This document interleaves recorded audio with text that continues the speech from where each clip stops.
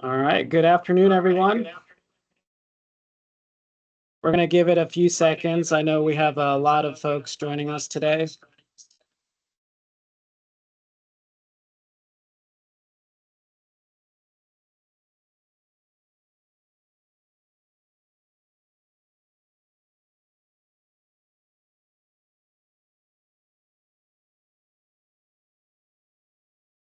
I love it, Josue. We have over 100 folks that want to learn about this. This is exciting. Yeah, we have 107 folks joining us so far. Great. And I think we have a handful that were unable to come.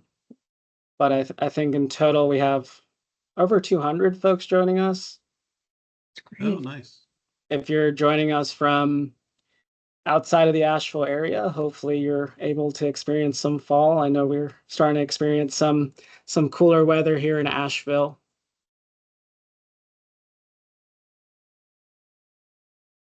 Just doesn't look like the picture yet. It doesn't, but it will soon. I think it's probably going to be a peak leaf season a lot sooner than it was last year. Okay, well, let's go ahead and get started. Good afternoon, everyone. My name is Josue Molina, and I'm the Sales and Marketing Director here with Givens. I hope you're having a great afternoon, and thank you for joining us today. A couple of housekeeping things before we begin. Throughout the webinar, we'll encourage you to submit your questions using the Q&A feature. The Q&A feature is up at the top of your screen, somewhere up there, depending on what kind of screen you're using or device you're using. We will address your questions and try to get to all of your questions toward the end of the presentation. Also, if you cannot attend the entire presentation, don't worry. We'll be sending out a recording to everybody on the wait list so they can review it. If they had other parts they wanted to see again, we will be sending this out to everyone so they can relive the moments and memories and have their own exclusive webinar recording. So I want to introduce our speakers for this afternoon. So with us, we have Kevin Schwab, the CEO and President of Givens Communities, Kirsten Cone, the Executive Director of Givens Estates, and Eric Endres, who is a partner with RLPS Architects. So the presentation that you all be seeing today is a presentation that we had shared with residents over the last several weeks to share more about the master planning process, timeline, and key objectives for the future of Givens Estates. So we're really excited to really share more about this concept and get you all involved in this process as well. So to kick things off, we're going to start with Kevin, and Kevin will start with this journey for us. All right. Hello, everybody. Once again, my name is Kevin Schwab, President and CEO of Givens Community. So welcome and hope that you find this presentation and webinar informative. Actually, what I'm going to do is we did talk about all this stuff with residents on August 28th and 29th. Had several meetings, especially those most impacted and so forth with everything. But I'm going to actually turn it over to Eric Endres to kind of talk about some of the demographics that we're seeing in our industry and what kind of prompted us to go through this process and this journey of master planning and what our strategies were and why we ended up where we are. He'll turn it back over to me, and then I'll turn it over to Kirsten, who'll kind of go through a little bit more of the details of what we're planning. And then talk about like some next steps, phase 2, but also the timing and everything, or the prospective timing of everything. So Eric, I'm going to turn it over to you. Good afternoon, everybody. I'm Eric Endres with RLPS Architects. We've been working with Givens Communities for almost 15 years, working with them to master plan and rethink their campus as communities age and evolve. And we were asked to look at what is happening with the industry, what's happening with consumers, and how does Givens Estates continue to evolve to meet the needs of incoming residents. So this first section will look at some of the changes associated with residents as we look at them today, life enrichment beyond the front door, and sustainability. So 3 big topics as we look through the master plan and look at the next 5, 10, 15 years for Givens Estates. Starting with what residents are looking for.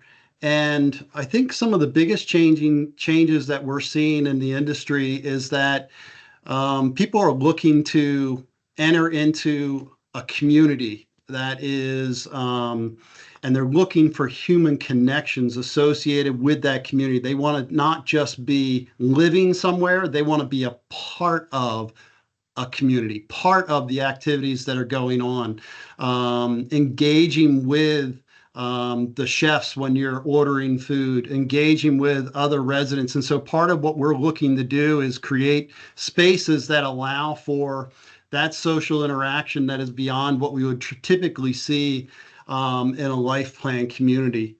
I think one of the other big changes is that the industry is now really addressing an experiential life. So a lot of our spaces are designed now so that you as residents, as well as the community, can take ownership of those spaces, take ownership of the activities, whether they're on your campus or they're outside of the campus. You're engaged with planning, you're engaged with being a part of that social interaction associated with the campus and the life in Asheville, which is a major shift in how we look at life plan communities.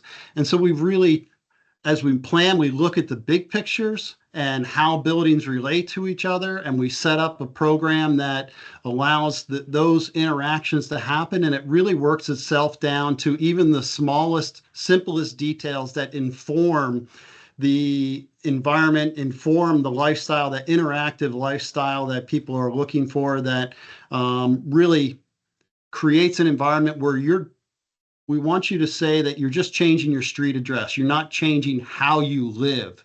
You're going to Asheville, and it's there to support a lifestyle that you have come accustomed to, and that you're bringing your lifestyle and everything about you to the culture of Givens Estates, and their culture become partly blended together. So you're really looking at a community that matches your mission and your values, and that comes through in everything we plan, whether it's through signage, whether it's through the furniture we select, whether it's through the activities that we design spaces around. They should all be reflective of who Givens Estates is, as well as who you are, because they want to blend together. And when we do this, we're looking beyond just the typical spaces that we used to design. We're now designing spaces that allow for larger social interactions that are not only just fitness and wellness, but they're cultural, they are social, they're based on the arts, they're based on music, they're based on outdoor and indoor activities, planning get-togethers that are around movie night, or around mini-series night, or around, someone coming to visit the community that is a local artist that has art that they want to hang up and really talks about who Asheville is, or it could be somebody that's, broader than that. So really creating spaces that support interaction on all sorts of levels, as well as designing a community that engages the entire family.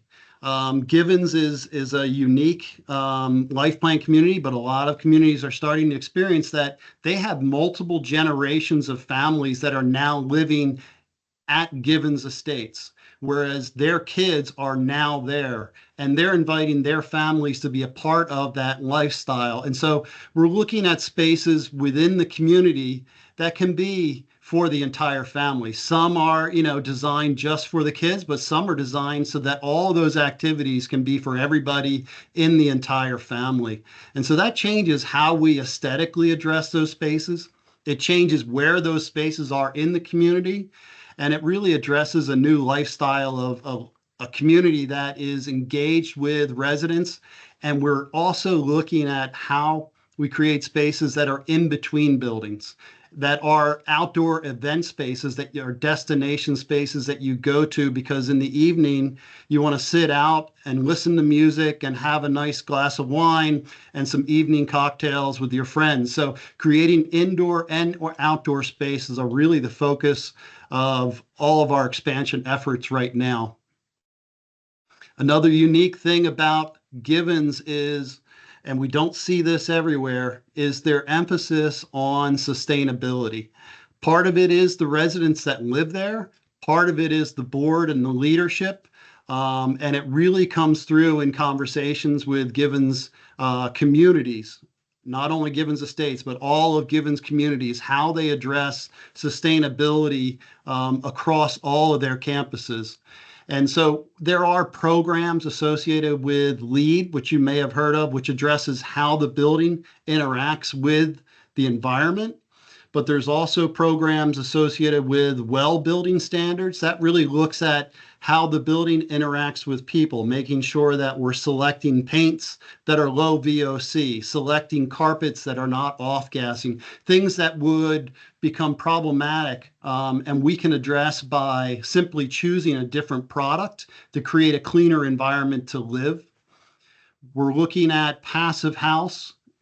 Passive House is a program that tightens up the exterior envelope so that there is less heat and solar gain in through the building, and then increasing the ventilation requirements within the building. So how do we bring in outside air, cleaner air, spend energy on that instead of just spending energy on heating and cooling the building? And what's unique, I would say, about Givens is they're not looking to pick one of these programs because they want a plaque on the wall. They're actually selecting pieces and criteria out of each of these programs that are specific and make sense for Givens as a community. And it's irregardless of what program it comes from. So there is low-hanging fruit, like we talked about, like the paints that we select and the materials that we select. But there's also things associated with making sure that we're starting to provide electric vehicle charging stations. Maybe we put in one or two now, and as that the popularity of those types of cars expands, we have the infrastructure that we're putting in so that we can expand that capability. We're looking at, again, utilizing outdoor living spaces. So we're looking at, can we take rooftop spaces and use them for cleaning water and storing water so that more of the water gets charged back into the ground instead of getting dumped into the runoff systems. So that along with selecting plant materials that are local, low maintenance, easy to maintain, beautiful, and add to Asheville because that's where you're living. So really being conscious about the products we select. So all those are initiatives that have come out of conversations with not only leadership at Givens, but also the residents at Givens. So really dynamic group, excited to be a part of it and a part of this plan. And I would say, Eric, I think Josue, you would say too, our folks here from the wait list have shared feedback about what they desire in the future. And I think this is aligning to those messages we've heard, as Eric was saying, is not just folks that are living with us now, but those that are planning for the future have those same interests of all that commitment, Eric, that you just shared. So that's really exciting. I think that's great. Yeah, Kevin? thanks, Eric. I think the complexity of what the design and what we have to keep in mind is we have current residents and we have to keep in mind the future consumer as well, which is most all of you on the call here today. So we have to balance both of those approaches. I think we've done that beautifully. But just wanted to take us through, just like Eric has taken us through the journey of what the consumer and where industry is going in terms of design and other elements. Wanted to kind of walk you through origins and how we got to where we are today. So I think it's important to understand that we just didn't come up with this with a lot of forethought and a lot of hard work. The campus that is at Givens Estates is very complex. It's obviously very difficult terrain, right, with a lot of hills and mountains and rock. but also stream bed and it's an active campus already. So when we're looking at things, we have to look at a lot of different avenues. But one area of the campus we looked at, we did study Asbury. So Asbury, which is kind of pictured in the upper left-hand corner, it's circled. The entryway is to that Y that's off to the right. So Asbury is the building that looks like a prison a little bit, right? And Eric did tell us that it was a prison architect that designed it. So that's was interesting fun fact as well. But we did look at that building knowing that it's one of our original buildings on our campus. It needs a lot of investment in terms of HVAC, heating and cooling, the sustainability and efficiencies in the building. But as we looked at that building, we noticed there was a lot of complexities to it, just being in the heart of the campus. It was going to be major disruptor. Any building that we put in its place, we had to manage the stream buffer. That's what you kind of see here, and it was just encroaching very closely to the stream, and so it limited our ability to do something in that space. It was difficult to access because of the construction being in the middle of the campus, as well as being an active building. I believe there's about 100 residents that reside in Asbury, all the way from assisted living all the way to independent living. And it was a major disruptor to all those individuals, and the process of deconstructing while some people are living in a building right next to it, that was going to be complex and majorly disruptive to not only them, but really to the entirety of the campus. And then just the cost, the slow cost of building a building in phases and tearing a building down in phases, plus all the other difficulties I already mentioned, the cost was going to be pretty insurmountable as well. And then finally, just parking. Parking is a four-letter word on our campus. And we just want to make sure that we were going to get rid of a lot of our most flat ground that we utilize for parking today. And so that was going to be a major disruptor. And we're going to have to relocate a lot of hard surfaces to other areas, which wouldn't be very sustainable to the environment and runoff and all those other things. So, and a couple other things, we have a lot of shared services in Asbury. We have a chapel, we have the columbarium. We have a lot of dedicated craft room spaces, classroom spaces, meeting spaces, administrative offices.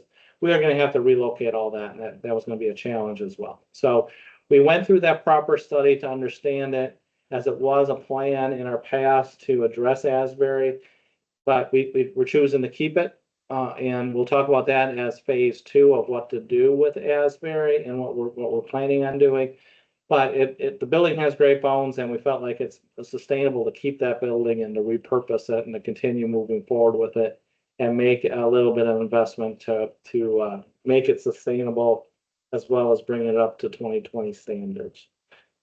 We also looked at a couple of other areas. We really looked at our main focus areas when we had focus groups with residents back in late 21, early 22 was looking at new healthcare beds or new skilled nursing facility, which would be long-term care, short-term care. A new assisted living apartments was notified out of that. A dedicated assisted living memory care apartments, what became a focus. And then obviously some other revenue generating independent living apartments at that time was analyzed. And the original master plan that we went down the path for was going to be a major disruptor to the entirety of the front of the campus, which was going to affect greatly Aldersgate and Wesley Drives. That's as you come into the campus, the two roads to the right as you're entering. There's going to be a major disruption of almost all the homes in that area. We're going to have to come down, all the villas and everything, to make room for the things that we have on this screen. So we hit pause, and the cost of doing all this was very insurmountable as well, especially in a time of inflation and cost of capital. So we hit pause. We went back to the drawing board many times, challenged architects to kind of look at a couple of main priorities. And those main priorities that we discovered that were needed today at Givens Estates ended up being a new assisted living building. Assisted living currently is in Asbury. It's great care, but it's not necessarily comparable to market just because of the building that it's in and the footprint that it's residing in. So new assisted living came into the forefront of a priority, as well as assisted living memory care. That's a needed area of our campus. We don't have a dedicated unit. We have a lot of confusion on our campus with that aspect, as well as residents asking for it. And that's, we all hear about this wave into the future of the necessity of having that. So those are the two areas of focus we wanted to put into this version of the master plan as a priority. And the final piece of the master plan or methodology of the master plan was to disrupt as few people as possible. Now that's a challenge because on this campus, there will be people disrupted, but we wanted to minimize that impact as much as possible. And I feel like that plan really took that into consideration and to heart. And where we're not displacing a major amount of residents like we would with Asbury or would with our initial plan that we came up with in 2022. So we really felt like we came to a good spot with this master plan. That is why we started sharing the master plan with residents to get feedback as well as to get some ideas, and so we can make some tweaks to it. And the next steps that we have after this presentation is to take it to our board of directors in October and go through the formal authorization process to continue the path forward, which we'll talk about timing a little bit. But I'm going to turn over to Kirsten to go over exactly what the plan looks like and kind of walk us through that. So thanks, everyone, and thanks, Kirsten. Absolutely. So first of all, I want to thank Jay for starting us off by putting a question in the Q&A. So Josue, I know we'll get to those at the end, but again, if things are coming up for you, really do encourage you just to drop a question for us in there. So like Kevin said, lots of forethought, and here's where we're at. So we have made the decision and the commitment right now that moving forward, the focus is going to be on the new assisted living, new memory care, purpose-built assisted living memory care, enhancement of a clinic space or a space for a community partnership for primary care, as well as some common spaces for those that are living in Friendship Park. In addition to that, the design is able to incorporate some new independent living with some beautiful opportunities to be right close to that beautiful creek level. So just putting some orientation again to the map, we're talking about this area right here, this purple building. And so that is what is going to encompass phase one. Just again, orienting, coming from the top, you would drive in. Presently, you would come on Wesley and drive through. And with this new design, that would be routing this way and kind of coming a different area. As we've talked about, nothing's set in stone. So we got some great feedback from our residents that, is that the only way to do it? Are we looking at things? Is 32 the absolute number of assisted living apartments? These are kind of conceptual designs and concepts as we're going into this. Gives you a rough idea. There may be some tweaking here and there, but again, nothing is 100% confirmed and locked in. What is confirmed is the commitment to assisted living, purpose-built memory care, and this combination of some additional independent living homes for those. What you also see on this slide is, as Kevin alluded to, phase two and future. So what we've really learned and what we're continuing to learn as a dynamic community is, instead of making a concrete plan for the next 5-10 years, we really want to build a master plan that's fluid and flexible. And so that's why you see this focus on phase one, with then knowing that we have an additional phase to decide what are we going to do with the vacated assisted living that's in Asbury. And then future options, whatever that future time may be, 10 years out, 5 years out, 15 years out, or even if needed, is really other things to consider, but we're not really focusing on that right now. I want to make sure that everyone is seeing my slide okay here. Yes, everybody's good on that. So now a little bit of a different view for folks is this is a bit of a 3D top-down view. If we had our drone coming over the top of us, shows you, again, this of a 4-story building that we're talking about.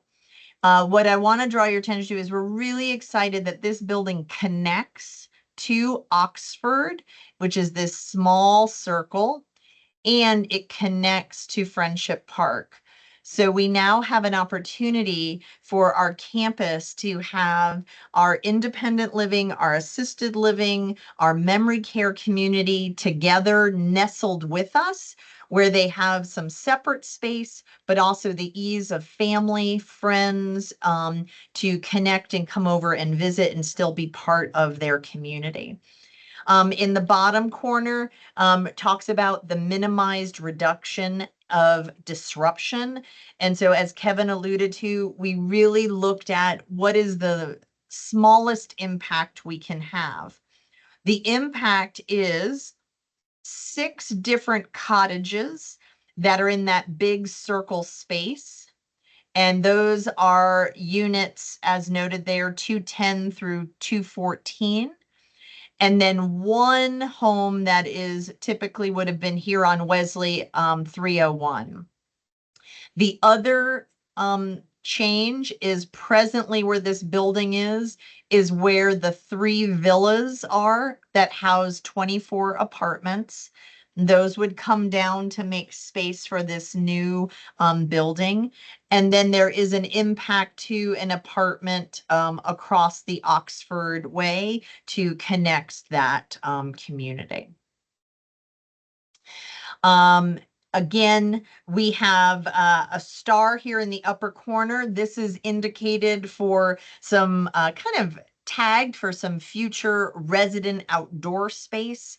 And so looking at the residents are coming together with some programmatic ideas of what they want that space to be involved in, and that will not be disrupted by this master plan. And then a little highlight level, again, just focusing of where that is in orientation to our campus. This is the Oxford building. This is Asbury. Then we have Friendship Park down here. And this is the health center up at the top. So this plan was just shared with residents. We did meet with those directly impacted privately before. Then we had a large town hall to share information, and now we're sharing with you. And you see in this, the projected occupancy of that building is the end of 2027 and the beginning of 2028. So definitely have a behind the scenes work of a lot of permits and time before we get to a construction phase, and then with a target of occupying that in that beginning of 2028. This is a wonderful investment that we are able to have planned for and made with an estimated budget of about $46 million. With that, Eric, I'd love if you'd kind of take it and then take us through a little bit if we were coming back from the top down and walk us through some of the great design concepts.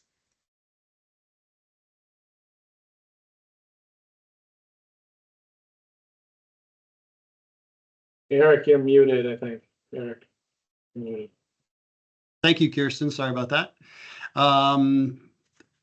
Thank you.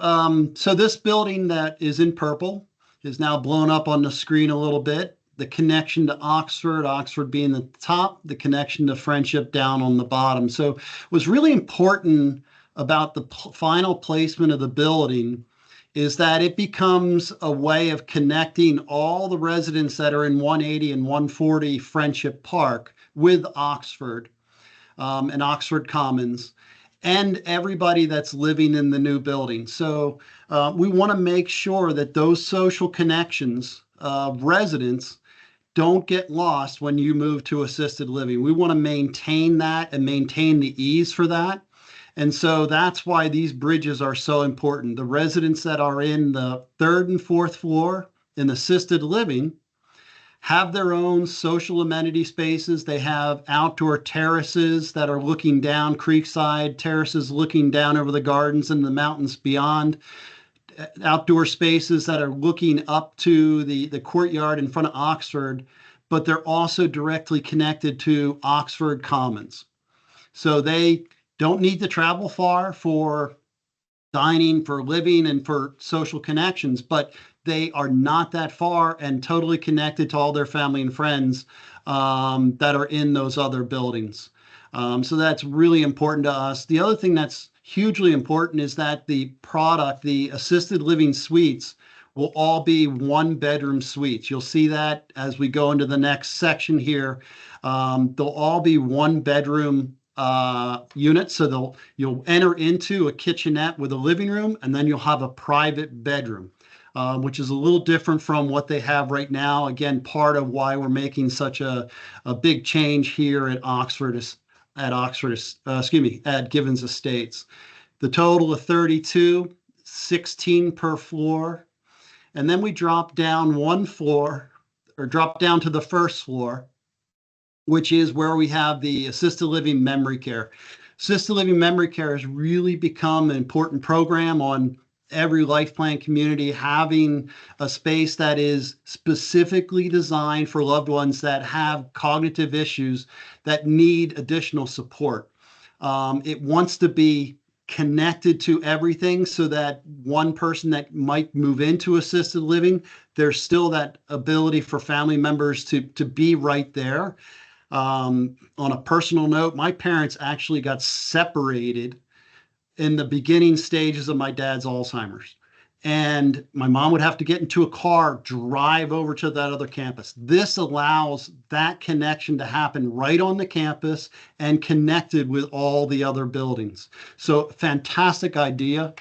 And if I jump up a little bit, sorry. The other thing that's happening in assisted living is there will be a few units that are designed for couples. So they're a little bit larger, so if someone does have a sibling, a spouse, a friend that they're moving into assisted living, they can do it together. And there will be a few units within memory care that'll have doors that are between units, kind of like you have in a hotel where there's a connection between two hotel rooms. We can have a connection between two memory care units so that if there's a desire for someone to be there with their loved one, we can probably accommodate that on this campus. The front of the building is an outdoor living courtyard that connects to indoor living spaces, indoor dining rooms and living rooms that flow right into outdoor secure gardens, so that desire to be outside, you can just walk outside. You can take your loved one. It'll be designed so that it's designed for families, for residents on their own. So all of those things that we think about when we think about designing a new memory care neighborhood are really going to be brought into this. On the right-hand side in purple is our connection over to Friendship Park. There will be a few community rooms here that can be used by residents in assisted living or Friendship Park. They can be signed out like social gathering rooms if you want to have a party for a birthday or an anniversary or for a get-together for social events, and it's too big for your apartment. There'll be a couple rooms at this end of the building that can be signed out for those events.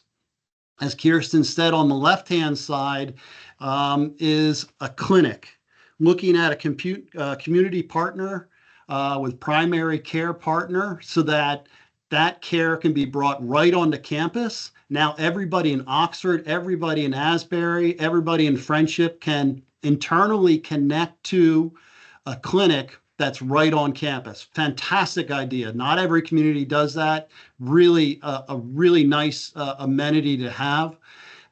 There's also an outdoor connection that allows all the cottage residents living on this side of the campus to walk into Oxford through a connecting bridge that connects you right into Oxford Commons. So a lot of things that are looking at from a circulation perspective, placement perspective, and you're wondering, one of the beautiful things about Givens Estates is it's nestled between two hills, almost two mountains coming together, and there's streams that are around Asbury and Oxford.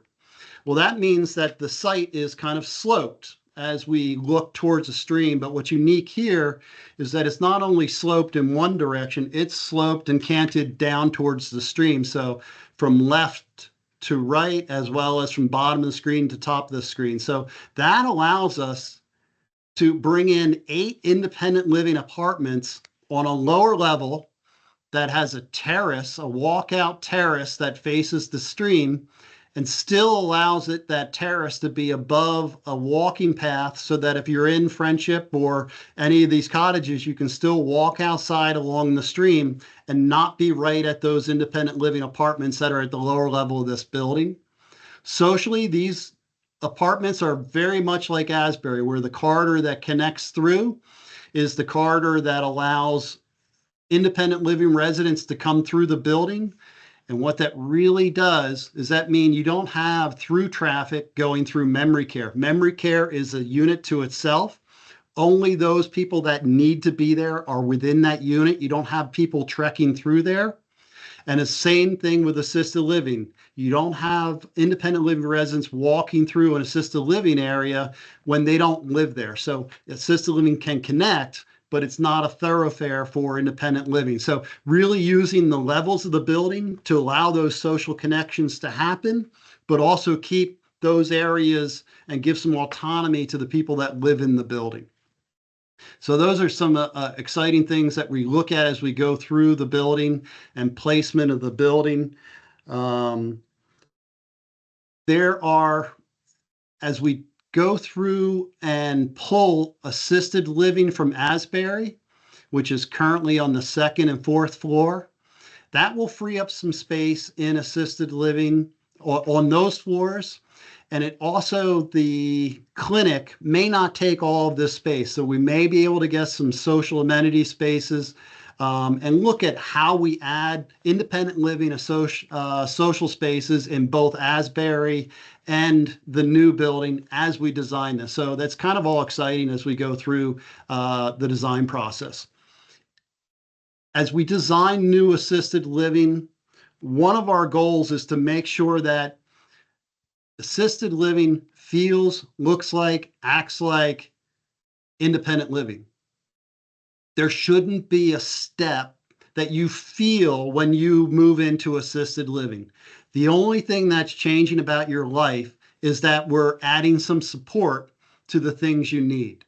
The environment you live in should feel the same, should be as nice a details as you have in independent living. The apartments, as I was saying earlier, are 1-bedroom apartments. So everybody will have a public side to their private space as well as a private side. A lot of the units that are in Asbury right now, they're studio units. So it's one big open room. This will really address that elbow room and social space that is really needed. You end up with a living room that looks and feels like your independent living apartment. You end up with a bedroom that feels like that. The big change is in the bathroom. Now, all of a sudden, the bathroom has the amenities that you need to support the things that have changed in your life. But try to keep them simple and in the background so that it's not as obvious, but they're there. There's elbow room in the bathroom for assistance if needed. Which is wonderful. And we also want to make sure that there is storage. A walk-in closet and assisted living, what a great thing.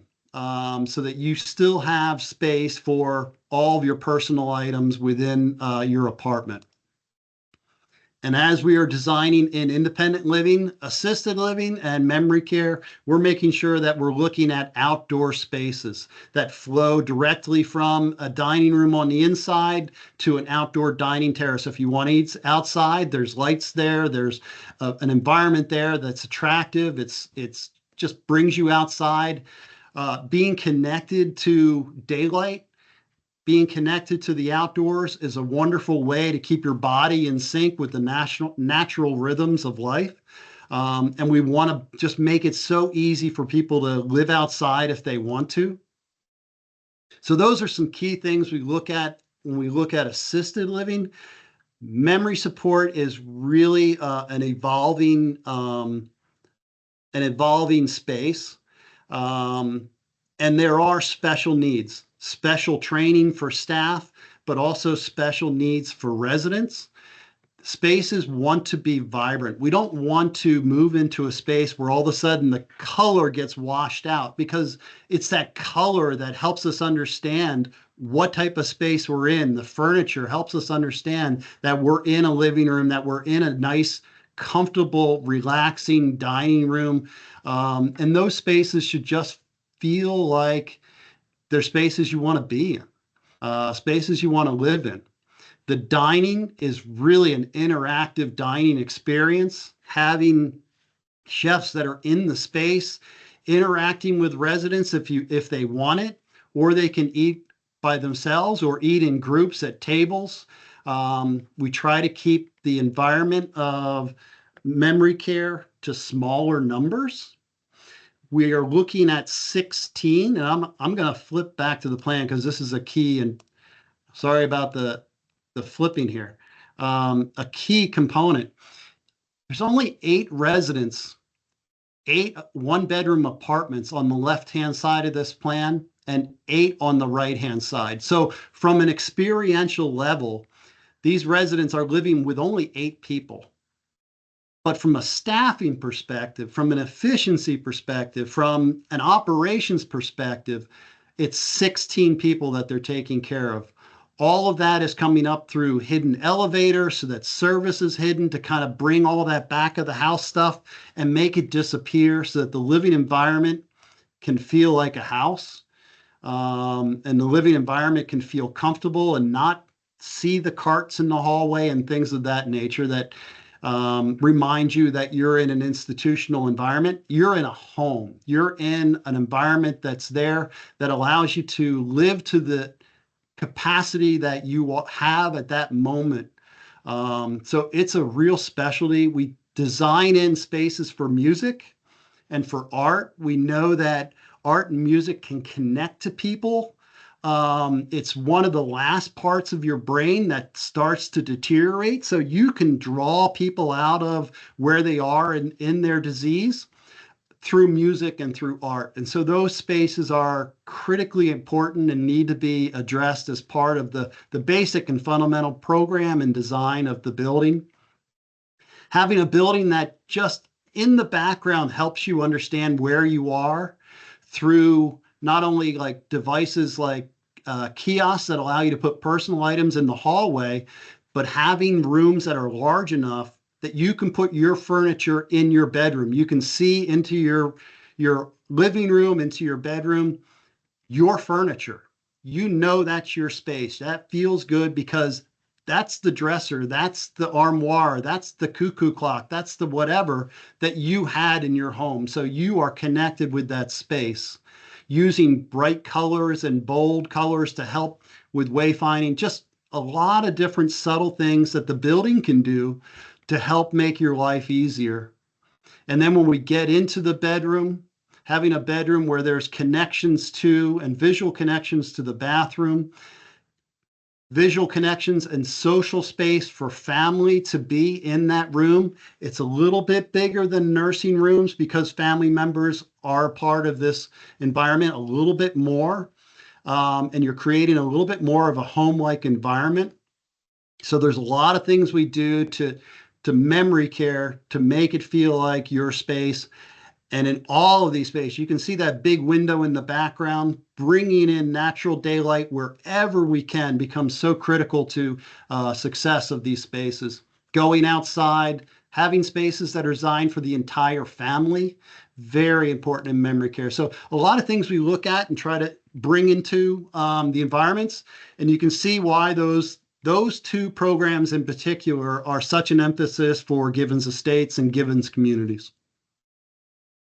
Awesome. Thank you, Eric. That was great. I really think, I know when we're starting the journey on to being in a wait list, you're probably not thinking about assisted living right away. However, I really hope that it shows you the commitment that we have for, again, that level of design excellence, service excellence throughout the continuum, and that when you are choosing this to be where you want to thrive and live with us, that you can have that peace of mind of things at the same level of excellence will be at any level that you have. Josue, if you're okay, I know we have 15 minutes left. I'm going to toggle into the phase 2 and timelines and next steps, but it's going to address a couple of the questions at the same time. So maybe we'll kind of weave in and out. So I see one of the questions says, what's going to be happening to maybe the existing health center, or what's happening to the assisted living. So we're going to talk about that kind of in phase 2 of some thoughts that we have. And then we can get into, so how are the residents impacted? And maybe Josue, you can take us into how this might impact our wait list folks, if that's okay.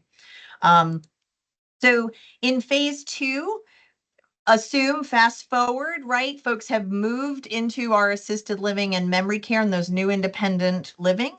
And now we would give the outside of Asbury a little facelift, a little redesign to focus on bringing that into its connectedness, like Eric was speaking about earlier, of all those wonderful design features and pulling together. So I'm going to take you through 2 quick options. This has not been decided yet, and this is again what we're getting ready to gather some feedback and do some analysis, is what do we do now with the 3rd and 4th floor in Asbury? One option is to take those homes and turn them into independent living apartments, while simultaneously working on the health center and creating a household model, really taking the concepts that Eric was talking about, those 8 people, 16 people, smaller clusters of individuals working on personalized care, and bringing that feeling into our present structure of our health center.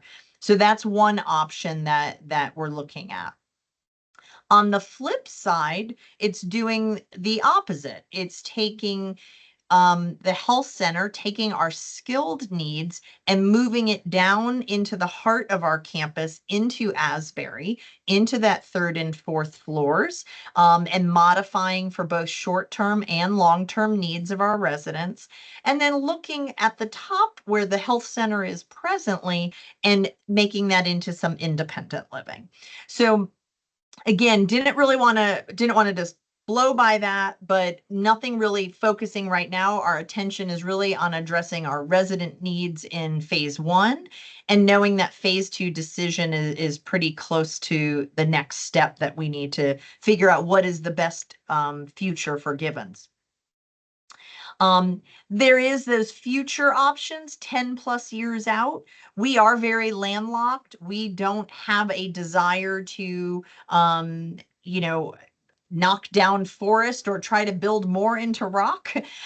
So really, potentially, if there is ever some future, it could be down to that hub of our campus at the beginning. But again, that's for really some future options that we just like to be transparent for folks to know those spaces might modify in the future. So what does this mean now? You heard me speak to this is very busy. What I'll draw your attention to is literally just this dotted, this line here. And if you look at that is February of 2026. And so that is really when construction would begin. So if you would think about it, in 2026 and 2027 are construction years. And then again, with that move-in coming in 2028. So what does that mean to be prepared for that? One of the questions that we're starting to talk about, and then I'll pass it over to Josue, is, so how are you addressing this with residents, and how are you moving them, and how does that impact those on the wait list? What we're doing right now is we're having individualized meetings with all of the residents that are directly affected and their home is going to be removed. This will be a process that they will have a transition team that will include various individuals to support them in identifying what do they want. Do they want a larger home, a smaller home? Are they in independent living now, but they believe they need assisted living? Everything is so unique that we need to meet with those folks individually to figure out the right plan. And then, of course, we'll be working on gathering ongoing feedback from many folks on other design spaces that we need. So I think that Josue kind of concludes what we have in the slides. But I know you want to really speak to this audience and probably some things that are on their minds if you want to take it from here. Yeah, absolutely. And thank you, Kirsten, Eric, and Kevin. When we started this process with residents, um, really looking at it holistically was very important from the resident perspective, but also for future residents. I think when you look at the plan, if we could pull the slide up with and I can take control here. Yeah, go right ahead. So I think one key thing as well is that when we get to this plan, there's going to be different areas that are impacted, not just our current residents. If we're able to get the vision of this even, and let me just pull that up here. Did I pass it? No, I think you're going. You're almost there. Maybe one. So when we're looking at these areas here in particular, there's going to be 8 new potential IL units, a connection with Friendship Park, some areas that will introduce common spaces. So some of your preferences on the wait list may change after seeing this. So it's really important to just have that communication with our residents, future residents. And as we get through this process, I know the big question is, how does this impact my time frame? I honestly, I think it's a little too early to tell at this moment. And I know it's not the best response, but I think we'll know more over the next 2 months on what that impact is for you, especially those on the ready list. And the reason I say this is when we look at the homes that are getting disrupted, so it's about 31 residents, that those residents will be our priority through that process. Now, their preferences may be different than yours. Their needs may be different, so they may be looking at different options, not only within our independent living, but within our continuum of care. And really, when you look at this plan, I think that's another element that it's addressing, right? The overall continuum of care. The big commitment I will have from my team to you all is communication, especially if you're on the ready list. I think how we're extending that to our residents who are getting disrupted, where we're meeting with them individually and creating that support plan for them. We'll be doing the same for those on the ready list, because your needs are going to be individualized as well. And so it's not a very blanket response where it's going to be, well, these homes are going to be this wait list and these homes are going to be this wait list. It's going to be more what meets your plan, right? Because some of you have joined the wait list for having that option in the future. Maybe your plan is 10 years from now, or your plan is 4 years from now. So it all will vary based on you. So it's also very individualized. But I think the big thing is being a little patient through us with this process as we're helping those residents who are going through that transition. And we're always open for you to come and speak to us more as well on, with either myself or Leslie saying, hey, Josue, hey, Leslie, how does this impact me? I've been looking at this unit. Will it impact me at all? And I think that's really the important thing as we're looking at it, and just knowing that everyone's going to be looking at different things from the resident perspective. And really all our residents, our goal is to find like or better for them, and making sure they're made whole through that process. So Josue, I think with that, one of the questions here says, assuming a displaced resident will be moved into any available apartment, does that mean no apartments will be available to people on the wait list for 2 years?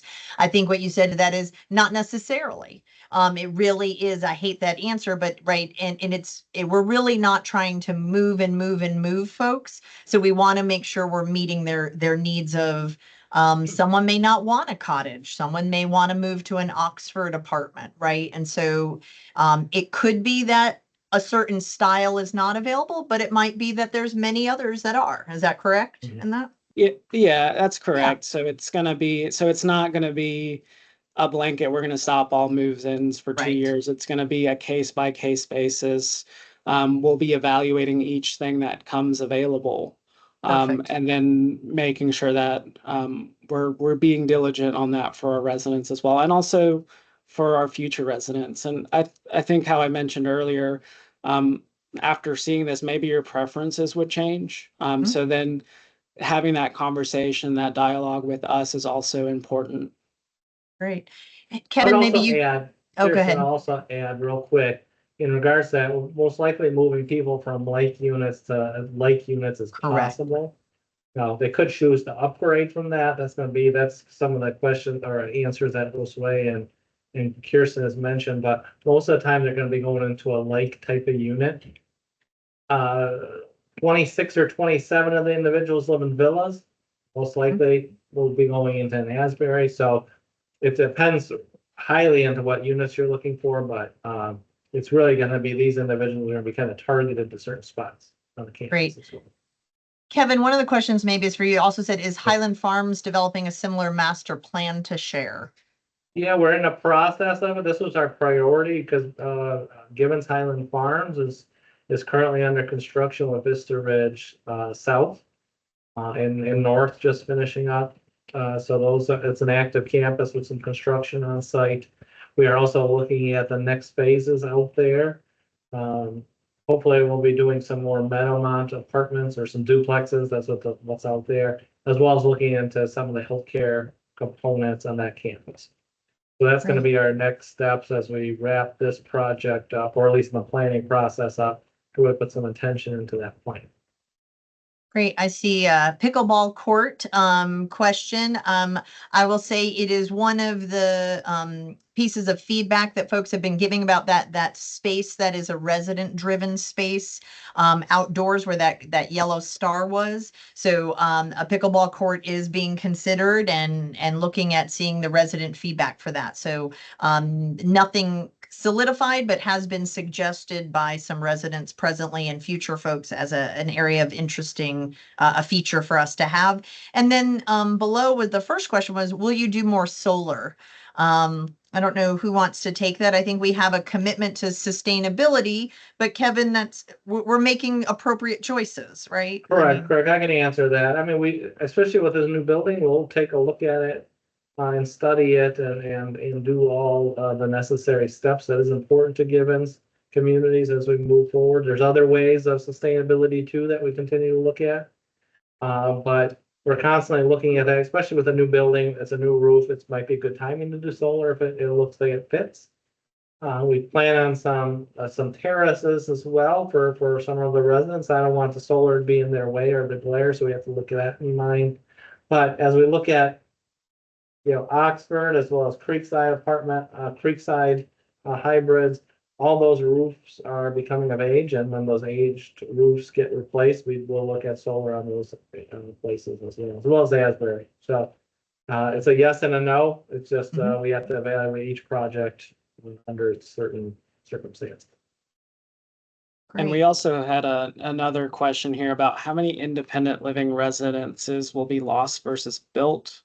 We're considering getting on the wait list to join the community. We're currently 65 and wonder about our possible options at Gibbons. Sure. So, our focus here was not to, again, disrupt as little. So there are 31 homes, right, that are being disrupted. and I believe we always have to look at our numbers at this. I'm looking for my colleagues on the call. Go ahead, Kevin. I think you always like to Yeah, say well, there's in a, terms of total residents, I think when I calculated it out at our resident meeting, I think we were a net -1 total residents. But it's a shift from some independent living into memory care is where that shift takes place. But so that's the net number after everything's said and done. After in we phase would- one. in Right. phase. Go ahead. I I'm was- scanning too, Josue. Go ahead. Yeah, me too. And then it says, are you still quoting 3 to 5 year wait list timing? Where that comes from is typically we're giving folks a range from 3 to 5 years from when they join our wait list. I think that depends. Usually the conversation has been larger is longer, smaller is shorter. I think in reality, as we start going through the timeline, it could be shifting a little bit more where smaller could be a little bit longer than it used to be. And then in those areas, those haven't been the accommodations with the largest wait list times. So I would say 3 to 5 is still pretty good as an average. And there was some specifics in there, Josue, about, and again, you're the expert on our styles, dogwoods, red buds, and silver bells. Are those specifically being removed? I don't know the exact layout of the homes that we have. So those are your cottages. So Okay. the cottages are larger homes right up behind Oxford on the hill over there. So no, those for the most part will. I don't think on those areas there'll be as much as an impact on the rest of campus. Right. And those aren't being removed right now is No. the comment, right? It's No. just whether they're available. So they're not being removed, but again, depending on where people shift, there would be that piece on that. All right, I'm scanning. I saw some nice comments about commitment to leads and outdoor space and air quality. Appreciate that. We too love that being in community is kind of within and beyond in all of our area. So thank you. We're glad that that resonates with you all. Thank you for also your comment about memory care being important. Tackling parking, yes, yes, and yes. We have a group working on that right now to address present parking. We're also looking at the impact of this on parking. So absolutely, there will be more parking discussions and traffic flow. One of the great resident suggestions was to get a little bit more of a engineering look at how transportation and our traffic flows work. And I think that was a great suggestion. There was one comment about the financial impact. I don't think we Yeah. answered that. There will be, outside of normal market rate adjustments that take place due to inflation and all those relative terms, that we're not passing this cost of construction on to current residents and future residents. We've purposefully built our strategy to get to this point in our master planning process. So we've been able to save up for it, as well as have an A- Fitch rating, which gives us an excellent capacity to borrow money at a lower cost than a traditional life plan community. So we're in good shape there. The one thing, I mean, obviously memory care, assisted living is more expensive than a normal assisted living. So there will be more cost associated with that, but that's a service we don't do today. And assisted living will, it's more of a moving target based on market demand, as well as staffing and where that ends up at that point in time. But outside of normal inflationary measures, there will be no significant impacts to residents or future residents. Great. And Eric, can you describe what a hybrid living apartment? I think we've had that question at every meeting. I think we have at every one of these. So there's typically two products on a life plan community. One is the cottage, which everybody's familiar with, has a lot of great outdoor connections. There's autonomy associated with it. And then the other is the apartment building, which is units that are strung along a hallway that are connected to a commons. So a hybrid building is a combination of both. It's like a small apartment building. So there might be 4 to 6 people living on one floor, which gives you that social connection that you get in an apartment building. But we try to set up the building so that every unit has an outside corner. So now all of a sudden you get cross ventilation, you get daylight longer throughout the day, which an apartment is typically just one side of the building is windows, whereas a hybrid you might have two, and depending on how we jog the building, you might have three solar orientations of your building. It's also like a cottage because you have under building parking. You're parking in your building. You don't have to go outside for parking. So what we like to say is the best of both worlds. It takes the positives of a cottage and the positives of an apartment and kind of blends it together in a smaller scale. Thank you. I learn that every time. Like I learn new ways to express it. So we'll take two more questions. And if we did not get to your question, please don't hesitate to email me at jmolina@givenscommunities.org or sending an email to marketing@givensestates.org. Or if you think of a question later, feel free to send that to us. We do want to keep that communication open with you all to make sure any questions, concerns are able to be addressed by the team. So I will take two more questions.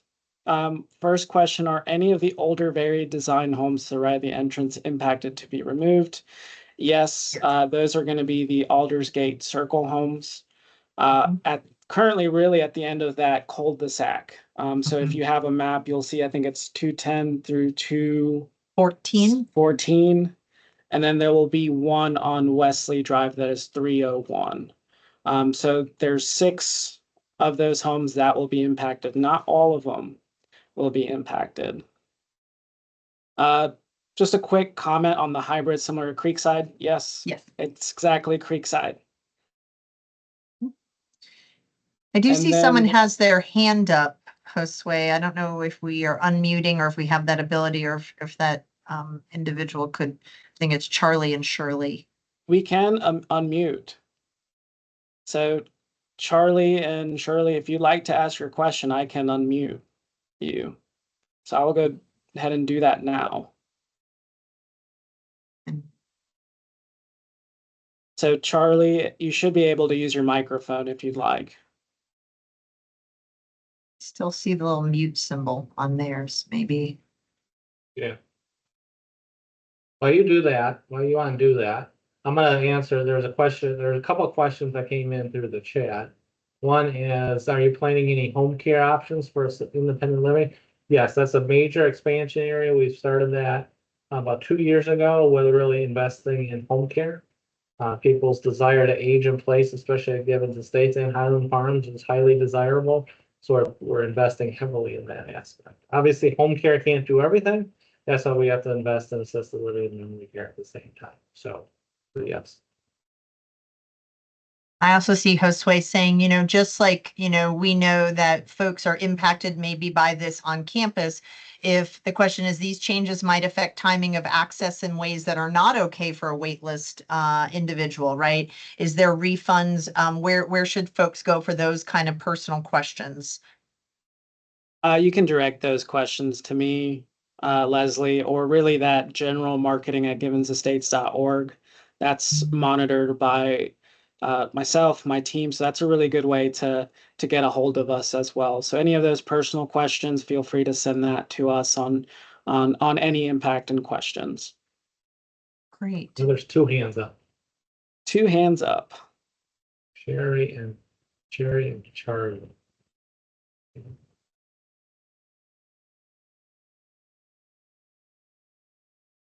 Oh, one I left. think we have one put down. Okay.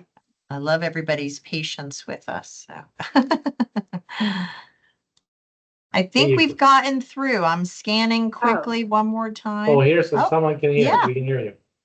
Okay, so this is Shirley. Hi, Shirley. Charlie and I have been on the wait list maybe 20 years, so we're really long. So my question is, on your ready list, at what point do you freeze it? Like, say, you mentioned how many are on the ready list. Where do you freeze it? So what if Charlie and I suddenly said, oh, we want to move in? Where would we go on a ready list? So and that's a great question. Our ready list is always built by the date you joined the wait list. So because you joined the wait list 20 years ago and you wanted to get on the ready list today, you would probably hop up there pretty much because of that time you've been on there. So ultimately, it's not going to be a question of us freezing it. It's going to be let's sit down, let's see what your preferences are. Is it going to impact you as much, right? Because if your preferences are more, let's say in the cottages or certain areas that we don't see much folks transitioning into, it may not have much of an impact on you at all. So it's not um, I'm not gonna say we're freezing the wait list. It's more of a case by case basis and really seeing what your what your preferences are.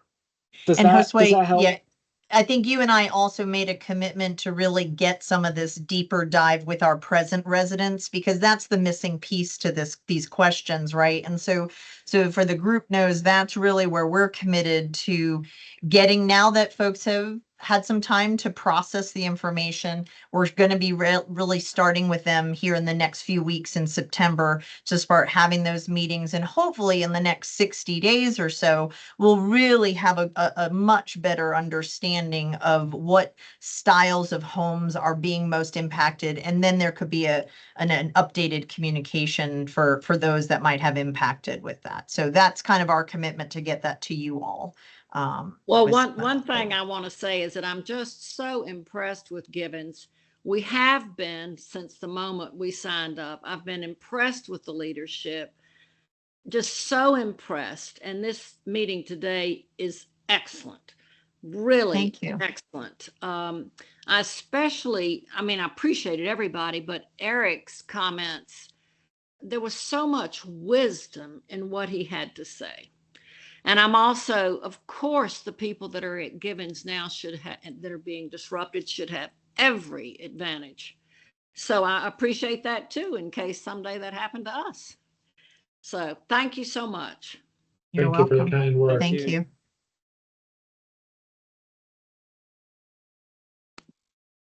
Okay, I think that concludes. You have one more. Will the One more? 2025 fee schedule include fees for the future residents? I don't think so. I think that's gonna be Yeah. too early to tell, in all honesty. I Yeah. think they'll probably be coming out when we're starting to launch and communicate the plan more fully, and probably in the next fee schedule process, which would be the 2026.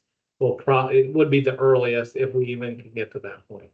Because with so many things changing, we don't wanna put anything out there in terms of things that could change with inflation and so forth, so.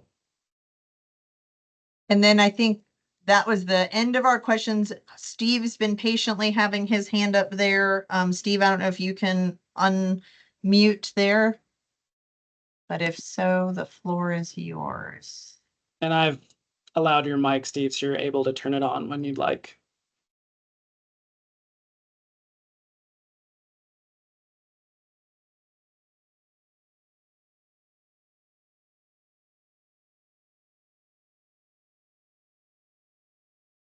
I think everybody did. I know while he's working on that, over 100 people managing and navigating questions. I think everyone did a great job. Well, for Steve, if there's a question, obviously we're having some technical difficulties maybe on our end.